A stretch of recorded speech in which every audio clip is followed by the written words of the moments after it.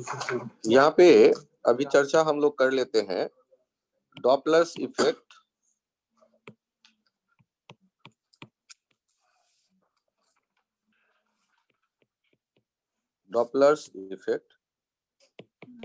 In light. ध्यान से देखिए, आपको ये फॉर्मूला याद रहता है, यदि कोई सोर्स साउंड वाला है और यहाँ ऑब्जर्वर है और ये एफ डैश सुनता है, तो ये आप कहा करते थे कि यदि अप्रोच वाली सिचुएशन हो तो हम लोग स्पीड अप्रोच वाले होने पर दोनों ही कारणों से बढ़ता फील करेंगे फ्रीक्वेंसी, तो एफ डैश एफ इंटू जो फ्रैक्शन में देखेंगे नीचे माइनस कर लें सोर्स वाला और ऊपर प्लस कर दें वी ऑब्जर्वर। ये आपको याद रहता है, लेकिन यहाँ इसको चेंज करते हैं। आप देखते हैं लाइट के लिए, तो लाइट के लिए यदि लाइट सोर्स है और ये लाइट सोर्स जो है और ये मोशन में है, लाइट सोर्स और यहाँ ऑब्जर्वर वैसे ही मान लिया। अब ये यदि यहाँ से इमिट होने वाला लाइट जो है, ये लाइट और लाइट का स्पीड आप जानते हैं, स्पीड ऑफ लाइट सी। अब यदि फ्रीक्वेंसी है एफ, तो ये जो फ्रीक्वेंसी एफ डैश होगा, ये एफ डैश क्या होना चाहिए, इसको देखते हैं। तो ऊपर और नीचे तो पहले सी हमने लिखा और यहाँ नीचे माइनस भी और ऊपर प्लस भी, और v के लिए लिखते हैं v is velocity of approach, velocity of approach. और यहाँ एक और अंतर है, स्क्वायर रूट। यहाँ ये एक और अंतर है, स्क्वायर रूट।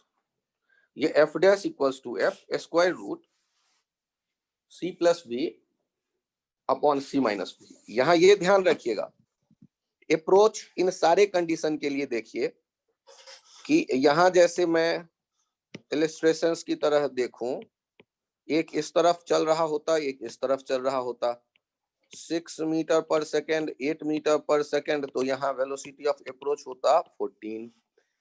ये ऐसे ही देखिए, एक इधर चल रहा होता, एक इधर चल रहा होता, 12 मीटर पर सेकेंड और ये 5 मीटर पर सेकेंड, तो यहाँ पर वेलोसिटी ऑफ अप्रोच हो जाता 7 मीटर पर सेकेंड।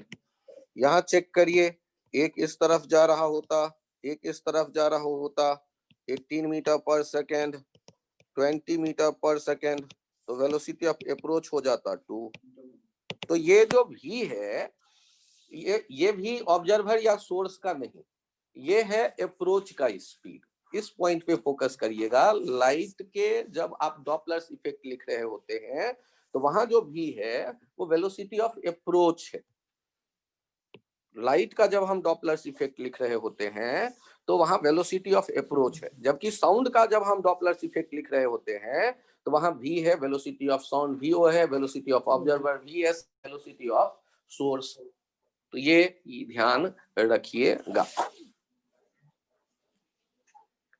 अब इस फॉर्मेट के जो आप रूप बदल करके देखना चाहें तो कुछ इस तरह, सी जो होता है स्पीड ऑफ लाइट, वो रेफरेंस फ्रेम पे डिपेंड नहीं करता है, वो आप कहते हैं चाहे कहीं से भी हम देख रहे हो स्पीड ऑफ लाइट वो सी। और दूसरा पॉइंट ये भी, ये ऑब्जर्वर चल के जाए सोर्स की तरफ या सोर्स चल के आए ऑब्जर्वर की तरफ, उनसे कोई आपको मतलब नहीं, भी है इफेक्टिव वैल्यू अप्रोच का। अब यदि सेपरेशन का होता टेंडेंसी, यदि ये एक दूसरे से दूर हो रहे होते तो फ्रीक्वेंसी कम होता। यदि दूर होने वाली टेंडेंसी होती, वेलोसिटी ऑफ सेपरेशन होता, तो यहाँ साइन बदल देते, ऊपर कर देते माइनस और नीचे कर देते प्लस, तो वो आ जाता जब अप्रोच के बदले सेपरेशन का सिचुएशन होता। तो अब यहाँ इन्हीं को आगे देखते हैं। ये जो हम लिख रहे होते हैं ना, मैनिपुलेशन करते हैं लाइट के केस में, लाइट के ही केस में, कि जो एफ डैश या एफ अपीयरेंट की मैं बात करता हूं, एफ डैश, ये हमारे सामने क्या था, C plus V upon C minus V into F, और यहां हमने इसे क्या कहा था, v is velocity of approach, velocity of approach. और यदि कभी ऐसा है कि F dash equals to C minus V upon C plus V, ऐसा हम कब कर रहे होते हैं, जब सेपरेट हो रहा हो, तो v होगा वहां पर velocity of separation, velocity of separation, velocity of separation वहां हम यूज करते हैं। ये अप्रोच और सेपरेशन के ये जो दोनों फॉर्मूले हैं, इनको ध्यान दीजिए।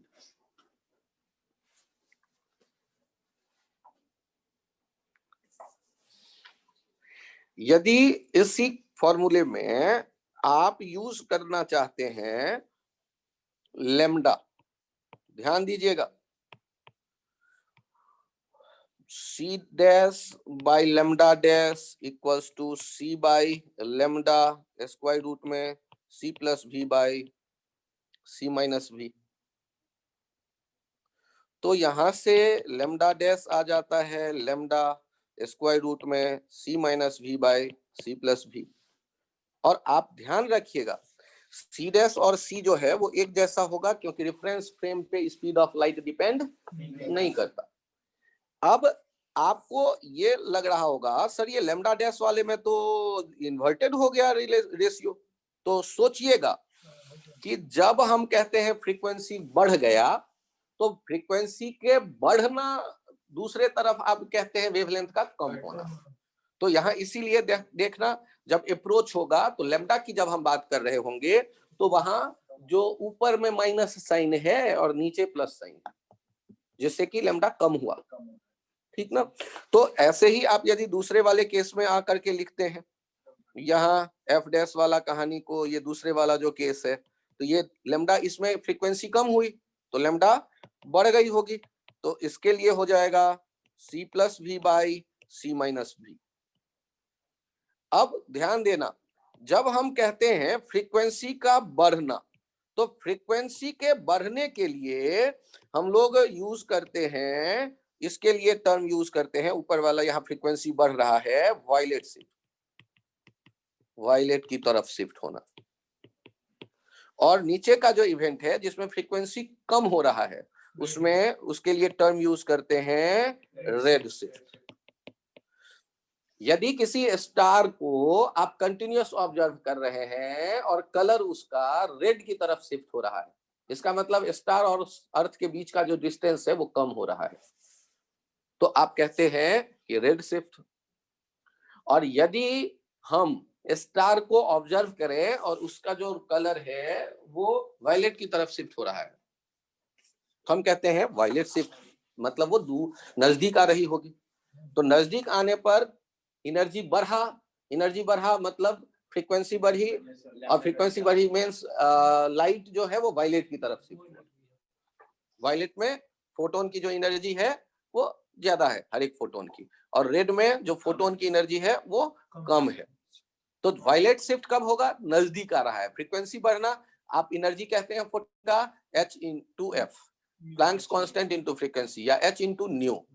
तो आप फ्रीक्वेंसी यदि ज्यादा करते हैं मतलब एनर्जी पैकेट का वैल्यू बढ़ रहा है, मींस वायलेट शिफ्ट के लिए वो इवेंट कहलाएगा। अब इनके थोड़ा सा मैथमेटिकल मैनिपुलेशन कुछ किए जाते हैं, चेक करते हैं, वो अप्रोच वाले का चेक करके देखते हैं। v वेलोसिटी ऑफ अप्रोच की बात कर रहा हूं, वेलोसिटी ऑफ अप्रोच, और यहां पर इसका मतलब ये हम किसकी बात करते हैं, वायलेट शिफ्ट की बात कर रहे हैं। तो यदि वायलेट शिफ्ट की बात कर रहे हैं तो एफ डैश आपको दिख रहा है एफ स्क्वायर रूट में C plus V by C minus V. इसको दूसरे तरह से देखिए, F 1 plus V by C upon 1 minus V by C whole to the power 1/2, F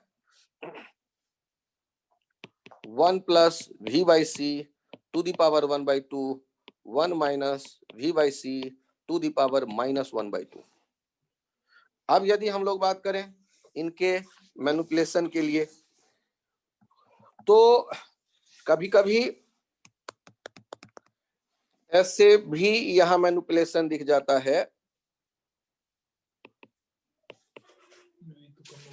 square root में c प्लस वी और बगल में आ जाता है c minus V to the power -1, या इसके नीचे वाला स्टेप देख लीजिए, स्क्वायर रूट में 1 प्लस वी बाई सी और बगल वाले में आ जाता है 1 माइनस वी बाई सी -1।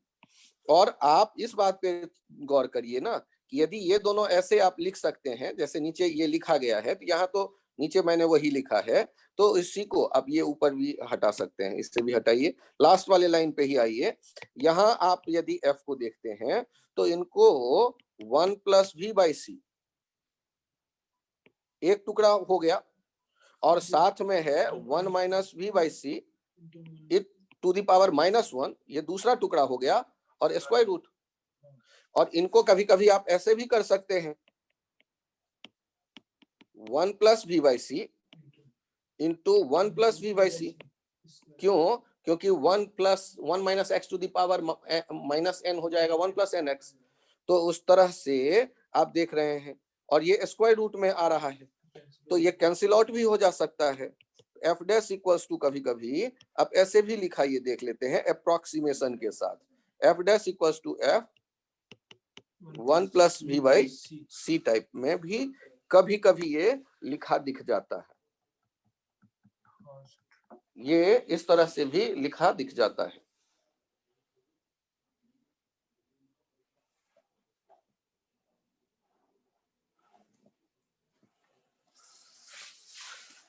यहां ध्यान दीजिएगा, भी ऑब्जर्वर या सोर्स का नहीं लिखते, ये अप्रोच या सेपरेशन का लिखते हैं। यहां हम सारी कहानी किसके लिए देख रहे हैं? अप्रोच के लिए। यहां याद रखिएगा कि ये अप्रोक्सीमेशन यहां यूज हुआ है। ये जो नीचे वाला स्टेप है, ये स्टेप जो हमने यूज किया है, उसके बाद ये सिंबल इक्वल्स टू का हटा करके मैंने ये अप्रोक्सीमेशन वाला सिंबल यूज किया। तो आपको मौका मिलता है तो बेस्ट तो ये है कि इन्हें यूज करें, और कभी कभी इस फॉर्मेट में इन्हें देख सकते हैं, कभी कभी।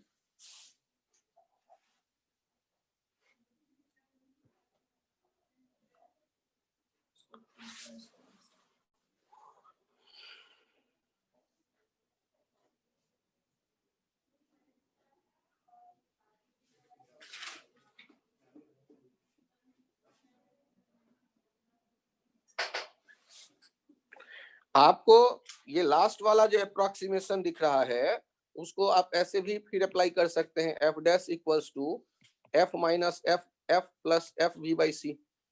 यहां से हो जाएगा F dash minus F equals to F V by C, F dash minus F by F, ये हो जाएगा वी बाई सी। तो डेल्टा एफ बाई एफ ये हो जाता है वी बाई सी। तो कभी कभी ये डायरेक्ट एस से भी यूज किया जा सकता है। ध्यान रखिएगा, ये तब यूज होगा जब v is far far less than c। When v is far far less than c, केवल और केवल तब ये यूज कर सकते हैं आप, अदरवाइज यूज नहीं करिएगा। यदि v कहा जाए c/2, v कहा जाए c/3, तब ऐसा काम हम नहीं करेंगे। तब इसके जो बगल वाला फॉर्मूला है, इसके भरोसे एफ डैश निकालेंगे, और फिर F dash minus F by V आपको चाहिए, F dash minus F by F चाहिए तो कैलकुलेट कर लीजिए। ये फॉर ऑल भी यहाँ यूज कर सकते हैं, लेकिन जो आगे आपके पास ये है delta F by F equals to V by C, ये केवल एक कंडीशन में हम यूज कर रहे हैं, जब वी जो है बहुत छोटा है सी के रेस्पेक्ट में। और गौर करिएगा, जैसे आता है ये डेल्टा एफ बाई एफ, वैसे ही हमारे मन में विचार आएगा लेम्डा के बारे में सोचने के लिए।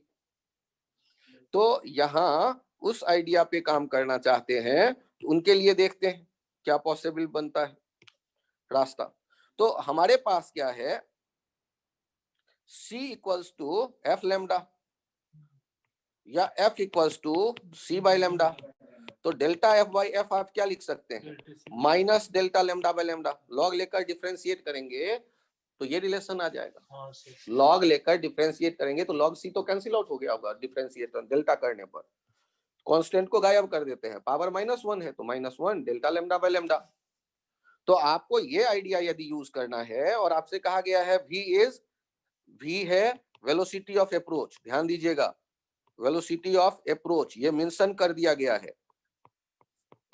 और आपको ये भी बता दिया गया है, ध्यान दीजिएगा, कि v is far less than c।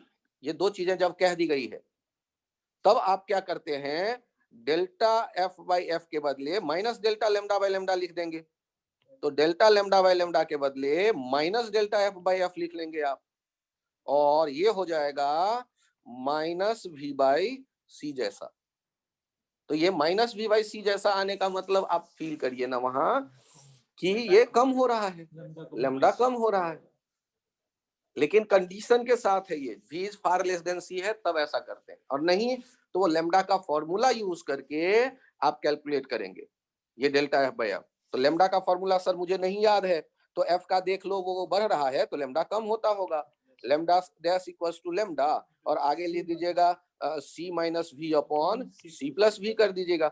Otherwise ये वाले फॉर्मूले से लेमडा डैश निकालिएगा, फिर lambda dash minus lambda by lambda ले लीजिएगा यदि आपको डेल्टा लेमडा बाय लेमडा चाहिए, फ्रैक्शनल चेंज इन वेवलेंथ चाहिए तो। अब यदि हम इन फॉर्मूलों को मैनिपुलेट करना सीख जाएं तो न्यूमेरिकल कोई भी आएगा तो डाटा देख करके हम डिसाइड करें कि स्क्वायर रूट वाला डिटेल फॉर्मूला यूज करें कि शॉर्टकट से काम चला लें। मन में कई बार आता है कि sir delta F by F में 1/2 कहीं ना कहीं आया होगा, लेकिन आप देख रहे हो मैनिपुलेशन में वो गायब हो गया है अप्रोक्सीमेशन का जब हम यूज कर रहे हैं। हाँ, यदि डाटा v का ऐसे हो c के कंपेरेबल हो तो हम लोगों को वो स्क्वायर रूट वाले फॉर्मूले पर ही जाना चाहिए।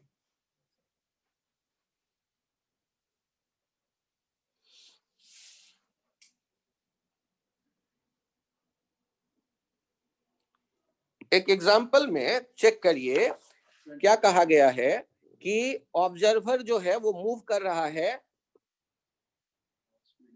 एक सोर्स की तरफ मूव कर रहा है, सोर्स जो है वो है स्टेशनरी, और ऑब्जर्वर जो है ये मूव कर रहा है और उसका स्पीड है half of speed of light, और ये माइक्रोवेव इमिट करने वाला एक सोर्स है। फ्रीक्वेंसी कहा गया है 10 गीगाहर्ट्ज, गीगाहर्ट्ज में ये हमारे सामने फ्रीक्वेंसी अवेलेबल है, और कह रहा है माइक्रोवेव जो ऑब्जर्वर मेजर करेगा उस ऑब्जर्वर जो अपीयर होगा उससे वो फ्रीक्वेंसी कितनी होगी। ये एग्जांपल आपके सामने आया, आपसे कहा गया ये फ्रीक्वेंसी ऑब्जर्व कितना होगा बताओ। तो हमारे इस क्वेश्चन के सॉल्व करते वक्त हम जो स्पीड ऑफ अप्रोच है v, जिसे वेलोसिटी ऑफ अप्रोच कहते थे, वेलोसिटी ऑफ अप्रोच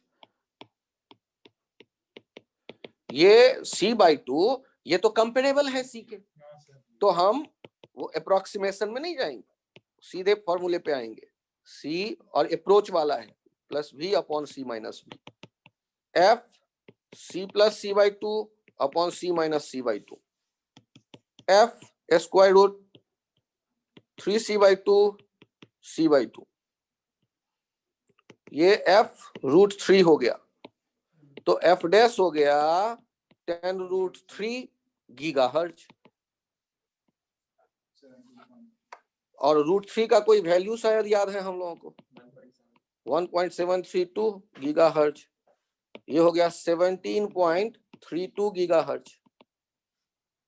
ऐसे हम लोग देख सकते हैं ऑप्शन में ये अवेलेबल है 17.3 से चुन लेंगे। ये स्क्वायर रूट वाला जो फॉर्मूला है ना, इन पे हम फोकस करें, इनको ध्यान रखें, मुझे लगता है कि ये ठीक है।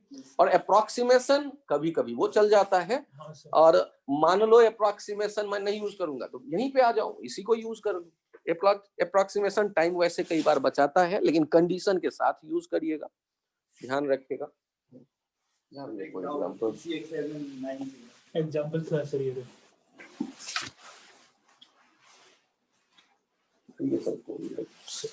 नहीं, ये